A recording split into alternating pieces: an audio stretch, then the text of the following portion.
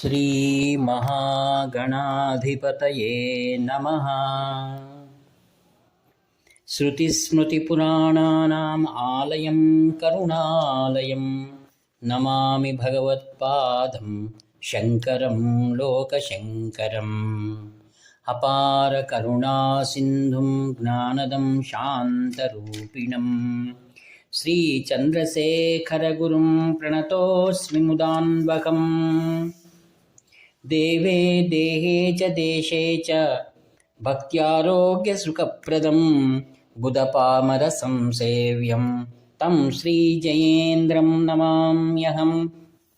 नमामः शङ्करान्वाख्यविजयेन्द्रसरस्वतीं श्रीगुरुं शिष्टमार्गानुनेतारं सन्मतिप्रदम्। सर्वमङ्गलमाङ्गल्ये शिवे सर्वार्थसाधिके शरण्ये त्र्यम्बके देवी నారాయణి నమోస్తుతే। ఆత్మీయులందరికీ కూడా వందనములు. కాంచి కామకోటి పరమాచార్య స్వాముల వారు ధర్మస్థాపనకై ఈ విశ్వమంతటి కూడా వేదధర్మం ప్రతిష్టాపన కావాలని, ప్రతి జీవి కూడా ఆధ్యాత్మిక మార్గంలో నడిచి తమ పూర్వజన్మపు పాప కళంకములను అనగా కర్మలను సంపూర్ణంగా విడుదలపడి ఆత్యంతిక దుఃఖ నివృత్తి అంటారు దాన్ని, పరమానంద ప్రాప్తిని పొందాలని ఒక తల్లిదండ్రులు ఏ విధంగా తమ సంతానం గురించి నిరంతరం ఎలా చింతన చేస్తారో అలా ఈ మనుకులానికి సాక్షాత్ కామాక్షిదేవి తల్లి అయితే, ఆదిగురు శంకర భగవత్పాదాచార్య పరంపరలో వచ్చినటువంటి కామాక్షి స్వరూపమే కామకోటి పీఠాధిపతులు శ్రీ శ్రీ శ్రీ చంద్రశేఖరేంద్ర సరస్వతి స్వాముల వారని సమస్త పండితమాన్యులు, గొప్ప గొప్ప పీఠాధిపతులు, విశ్వమంతా కూడా ఆయన్ను కొనియాడుతుంది. సత్యం సత్యం పునఃసత్యం అంటారు. మరల మరల అదే సత్యం. ఏది? గురువు యొక్క మహిమ, గురువు సాక్షాత్ పరబ్రహ్మ. ఆచార్యులు తాము ఏదైతే బోధిస్తున్నారో వాటిని వారు ఆచరించి ఇతరులపైన అలా ఆచరించాలని మార్గదర్శనాన్ని నిర్దేశించిన వారిని గురువులు, ఆచార్యులు అని అంటారు. మహాస్వాములు వారు అత్యంత శ్రీమంతమైనటువంటి పట్టణం ఆంధ్రప్రదేశ్, ప్రస్తుతం తెలంగాణలో ఉన్నటువంటి భాగ్యనగరం. భాగ్యనగరంలో మనం చూడవలసినటువంటి దాంట్లో ప్రధానంగా స్కందగిరి శ్రీ సుబ్రహ్మణ్య స్వామి వారి కోసం మహాస్వాముల వారి సంకల్పంగా ప్రసిద్ధి చెందిన బ్రహ్మాండమైనటువంటి ఒక ఆలయాన్ని మనం చూడవచ్చు. నిత్యము కూడా వేలాది భక్తులతో అది సుందరమయంగా అనేక పూజలు అక్కడ జరుగుతుంటాయి. మరియు అక్కడ ఆనంద స్వరూపంగా నిలిచినటువంటి మారుతి యొక్క విగ్రహం విశేష దినాల్లో అంటూ మనం చెప్పలేనటువంటి జనస్తోమం అక్కడ ఉంటుంది. అనేకమైన యజ్ఞయాగాదులు, కార్యక్రమాలు, ఉపన్యాసాలు. ఈ మధ్య కాలంలోనే శ్రీ శ్రీ శంకర విజయేంద్ర సరస్వాముల వారు కూడా తమ పవిత్రమైనటువంటి సాన్నిధ్యాన్ని ఆ స్కందగిరిలో గడిపారు. అక్కడ కాంచి పరమాచార్య స్వాముల వారు 1967లో వారు ఆ యొక్క భాగ్యనగరానికి వచ్చారు. వారు అన్నిటినీ వెతుక్కోవచ్చుగా, అయితే ఆశ్చర్యం ఏంటనగా అక్కడ కౌత లలిత మనోహర్ అని ఒకరున్నారు. గొప్ప వ్యక్తి, మంచి జ్యోతిష్యం, అదియు కాక మంచి పారిశ్రామికవేత్త. వారి తల్లిదండ్రులు అందరూ కూడా గొప్పదైనటువంటి ఒక ప్రదేశంలో ఆ యొక్క స్కందగిరికి సమీపంలో ఉంది వారి యొక్క నిలయం.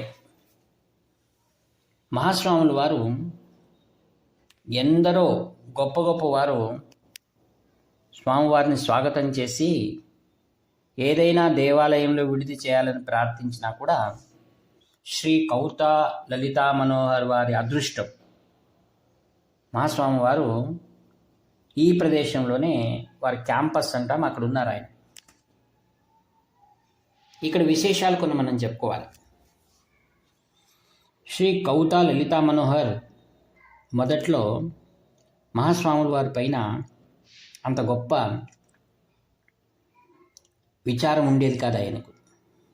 ఈయన అందరి మఠాధిపతులు కానీ ఈయన కూడా ఒకరు అని అంతే ఉండేవారు. మరియు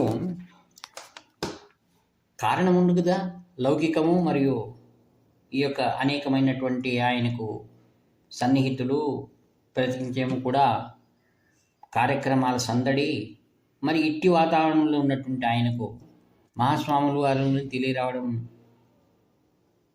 చాలా సమయం పడుతుంది కదా. మహాస్వాముల వారు ఎలా అంటే చిన్న పిల్లలకు ఎలా మార్గదర్శనం చేయాలో అలా చేసేటువంటి వారు మహాస్వాముల వారు. ఆ యొక్క ప్రాంతంలో ఒక బిలో వృక్షం ఉంది. స్వాముల వారు ఆ బిలో వృక్షం కింద ఎక్కువసేపు కూర్చునేవారట. దగ్గరలోని చిన్న కుటీరం మాదిరిగా ఉంది, దాంట్లో స్వాముల వారు అప్పుడప్పుడు వెళ్ళి కూర్చునేవారు. ఒకసారి ఏం జరిగింది, శ్రీ కౌత మనోహర్ వారు అప్పుడప్పుడు వచ్చి స్వామివారితో మాట్లాడుతున్నప్పుడు స్వామివారు అడిగారు, మీ అమ్మ నాన్న ఏం చేస్తున్నారు అని. స్వామివారు వారు వేరే గ్రామానికి వెళ్ళాలని ప్రయాణంలో ఉన్నారు. మరి నీవు ఇక్కడ కూర్చున్నావే, వెళ్ళి వారిని రైల్వే స్టేషన్ వరకు వెళ్ళి రావచ్చు కదా అన్నారు. సరే స్వామి వెళ్తానని, ఇంటి దగ్గర ఎవ్వరు లేరు స్వామి అన్నారు. స్వామి అన్నారు, నేను మీ ఇంటి ముందు కూర్చొని ఉంటాను, నీవు వెళ్ళిరా అన్నారు. చూడండి, కాంచే పరమాచార్య స్వాముల వారు శ్రీ కౌత లలితా మనోహర్ అంటున్నారు, నీ వెళ్ళి వచ్చే వరకు నీ యొక్క ఇంటి దగ్గర నేను ఉంటాను, వెళ్ళిరా అన్నారు. సరే అని ఆయన వెళ్ళారు. వెళ్ళి ఒక అరగంటలో తిరిగి వచ్చేసారు. స్వాముల వారు అన్నారు, ఏమి అప్పుడే వచ్చేసావు, స్టేషన్కి వెళ్ళావా అని అడిగారు. వెళ్ళాను స్వామి, వాళ్ళని అక్కడ దింపి స్టేషన్లో ట్రైన్లో కూర్చోబెట్టి వచ్చాను అన్నారు. స్వాముల వారు అన్నారు, మరి ట్రైన్ కదిలిందా అన్నారు. లేదు స్వామి అన్నారు. మరి ట్రైన్ కదలలేదు, నువ్వు వచ్చేసావే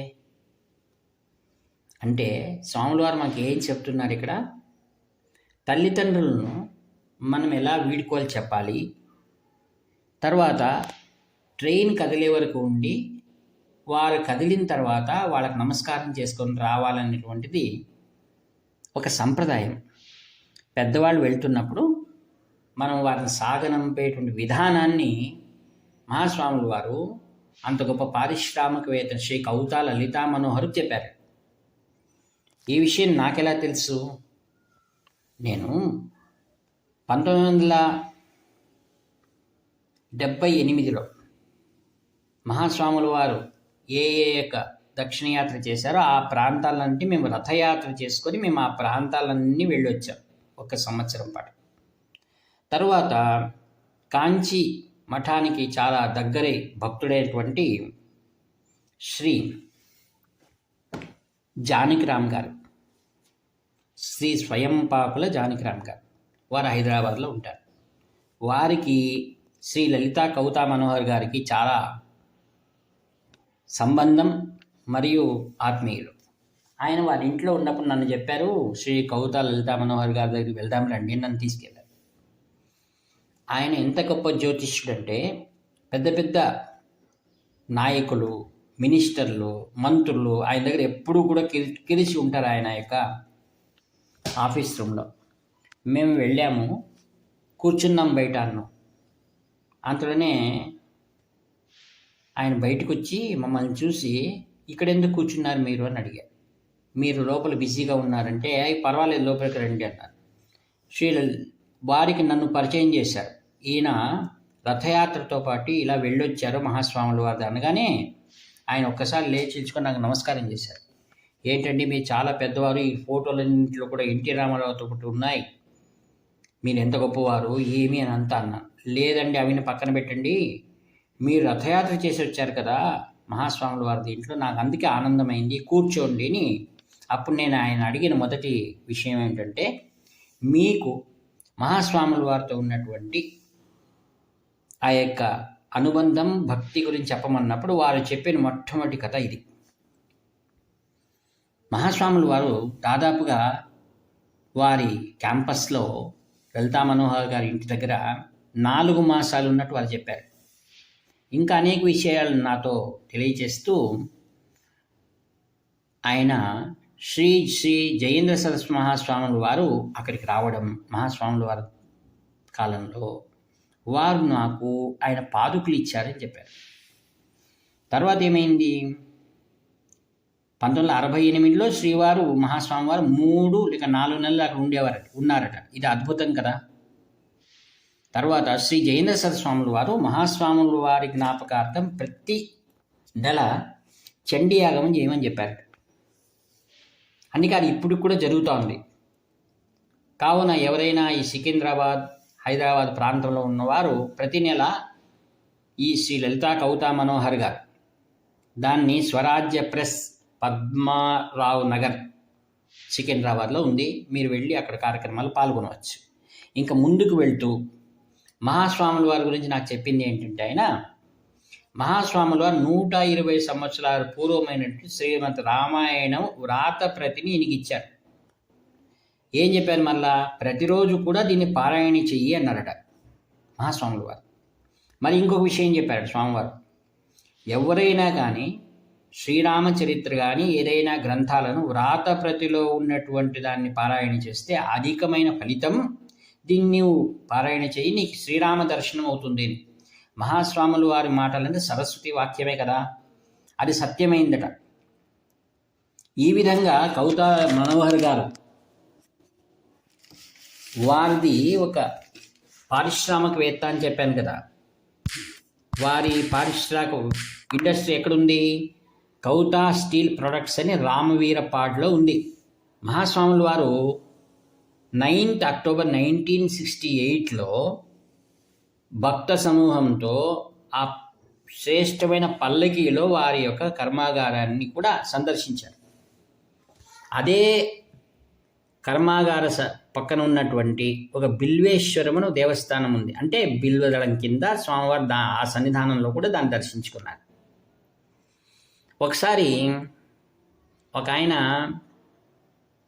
వీరి గురించి అడిగారట, మహాస్వామి వారి గురించి మరియు శ్రీ జయేంద్రుల వారి గురించి మీకేమనిపిస్తుంది అన్నట్టు. ఆయన ఏమన్నారు తెలుసా, నాకు మహాస్వాముల వారు ఒక తల్లి లాంటి వారు, తర్వాత పుదు పెరియవ అంటే శ్రీ జయేంద్ర స్వాముల వారు నాకు తండ్రి లాంటి వారు అన్నారు. ఒక మాట అంటారు ఆయన, ఏమని, శ్రీ జయేంద్ర స్వాముల వారు అన్నారట, ఏమని, ఎవరైనా విదేశాలకు వెళ్ళే వారి గురించి చెప్పారు. ఏమిటని, if you leave India your sadhanas will also leave you అని. చూడండి, మహాస్వాముల వారు యొక్క ఉత్తరాధికారి ఎవరు, శ్రీ జయేంద్ర సరస్వాముల వారు. మహాస్వాముల వారు కూడా ఇదే అభిప్రాయం, దాన్నే వారు వ్యక్తపరిచారు. ఈ విధంగా మహాస్వాముల వారి యొక్క సన్నిధానాన్ని 3-4 నెలలు అనుభవించినట్టు శ్రీ కవితా లలితా మనోహర్ గారు నిజంగా అదృష్టవంతుడు. ఆయన సంపూర్ణమైన అనుగ్రహం ఉంది కాబట్టే మహాస్వాముల వారి యొక్క సన్నిధానాన్ని ఆయన సంపూర్ణంగా అనుభవించాడని మనం చెప్పవచ్చు. అట్టి మహావ్యక్తి 16th ఆగస్ట్ 2019లో తన భగవత్ సాన్నిధ్యాన్ని ఆయన పొందాడు. ఆయన ఒక పుస్తకాన్ని కూడా, నా గురుదేవుడు అని ఒక పుస్తకం రాసినట్టు కూడా నాకు జ్ఞాపకం. కావున మహాస్వాముల వారి అనుగ్రహాన్ని పొందిన వారు నిజంగానే కృతార్థులు అని చెప్తూ, ఈ యొక్క వాక్పుష్పములన్నింటినీ కూడా పరమాత్మ స్వరూపమైనటువంటి, సచ్చిదానంద స్వరూపమైనటువంటి, మహావిరాగి అయినటువంటి కాంచి కామకోటి పరమాచార్య స్వామి వారి దివ్య చరణాల విన్న సమర్పిస్తూ సెలవు తీసుకుంటాను. ఇట్లు మీ ప్రియతమ మిత్రుడు నివర్తి నాగభూషణ శర్మ. హర హర శంకర, జయ జయ శంకర.